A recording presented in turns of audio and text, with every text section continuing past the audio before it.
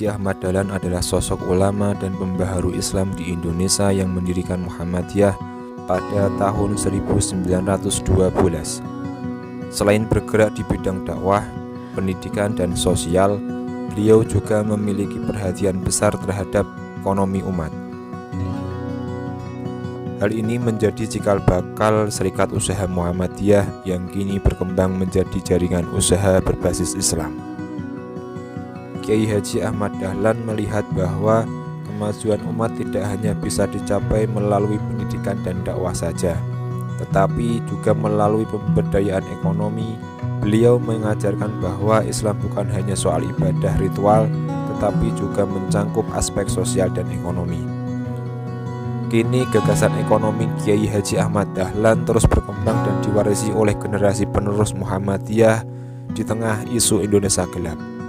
Kader Muhammadiyah terus mengembangkan semangat kewirausahanya dari lini transportasi, warung modern hingga marketplace.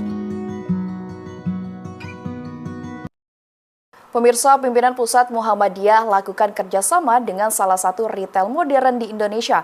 Kolaborasi ini bertujuan memperkuat sektor ekonomi umat melalui pengembangan waralaba Mentari Mart yang tidak hanya berfokus pada bisnis retail, tapi juga memberdayakan usaha mikro, kecil, dan menengah atau UMKM.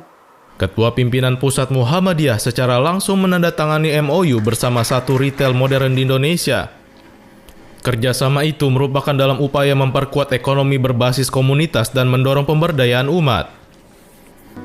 Dari segi transportasi, Muhammadiyah dengan serikat usahanya mampu menciptakan ojek online yang bernama Zindo, sedangkan di lini marketplace-nya, Muhammadiyah melahirkan aplikasi Jagalaba.